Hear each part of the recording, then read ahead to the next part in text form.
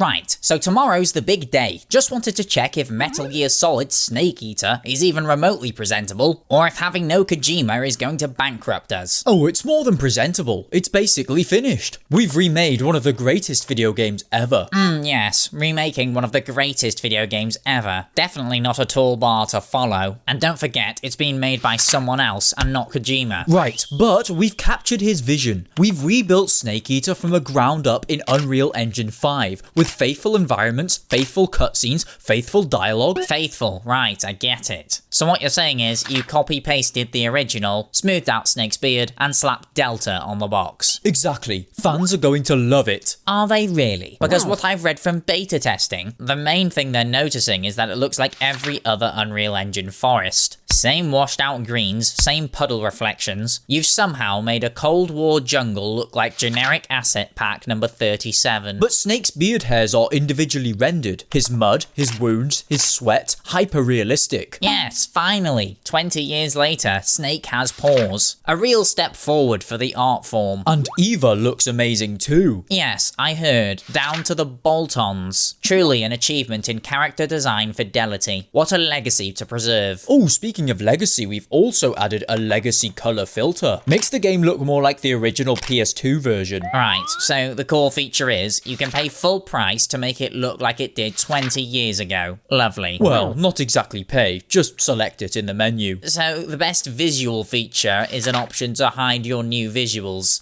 Absolutely inspiring. Well, the gameplay feels smoother now. Snake doesn't just control like a forklift anymore. Movement is less stiff, crawling flows better, CQC isn't quite as clunky. Yes, I saw the notes. CQC feels better, except when it doesn't work. Players love that. Occasionally functioning melee systems. But you can still slam guards into the dirt. Sometimes, and sometimes you just stand there holding the interact button while Snake politely refuses to choke anyone. Fantastic consistency. We've modernized the aiming too. You can shoot over the shoulder now. Yes, modern. Except you decided to add bullet drops so steep it's like firing tranquilizer darts off the side of a cliff. We think it adds realism. Yes, the series famous for cardboard boxes, bee-controlling lunatics, and singing ladders is finally realistic. Thank God. Players can still switch to first person like the original though. So the choice is new aiming that feels broken or old aiming that reminds you you're playing a PS2 game. A win-win. And we've kept the two camera styles, legacy and new. Right, but unlike Subsistence, you can't just press a button to switch. You have to restart from the last checkpoint and remap your controls from scratch. Very convenient. It's authentic. Yes, authentically worse. But we streamlined the menus. You can swap camo instantly now, and codec calls are faster. Wonderful. The original's famous clunky menus now only ruin half the pacing instead of fully ruining it. We've also added autosaves. Yes, the cutting-edge technology of 2008. Next you'll tell me Snake can finally pause the game without a memory card. And don't forget photo mode. Players can freeze their favourite moments and take amazing shots. Yes, because when I think Metal Gear Solid 3, I think Instagram. We've even preserved the weird Kojima humour. Snake still stares at Eva's chest, still gets grabbed in the crotch. Ah yes, brilliant. A remake for the next generation,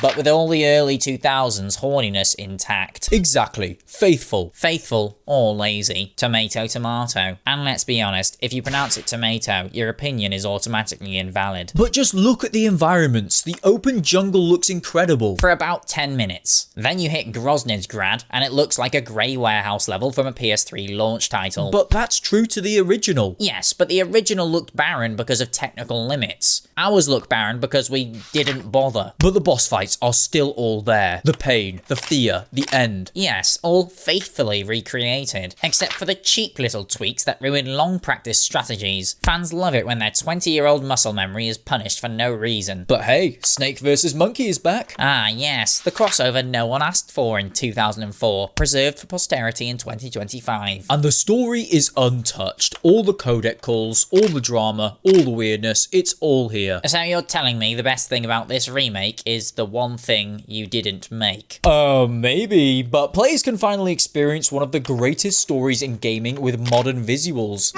Modern visuals that everyone immediately replaces with the legacy filter. Still, new players will love it. Yes, as long as they don't notice the sluggish animations, clunky CQC, immersion-breaking bugs, soulless art direction, weaker stealth, and frame dips on PS5 Pro. But it didn't crash. Great, so the selling point is it doesn't always crash. Incredible. We honored the legacy. You honored it the way a photocopier honors a painting. Technically accurate, spiritually lifeless. Looks finished to me. Of course it does, because your definition of finished is Snake's model eventually loads after a 3-second pause in the cure menu. But hey, it's still better than Twin Snakes. Congratulations, you've cleared the lowest bar remake in history. So we're good to go? Well, the trailer's are live, the store page is up, and Konami's already spent the marketing budget on pachinko machines. So yes, we're good to go. Great, fingers crossed for the positive reviews. Yes, nothing makes me think we'll get more positive reviews like washed out graphics, clunkier controls, and players realizing the original they already owned is still better.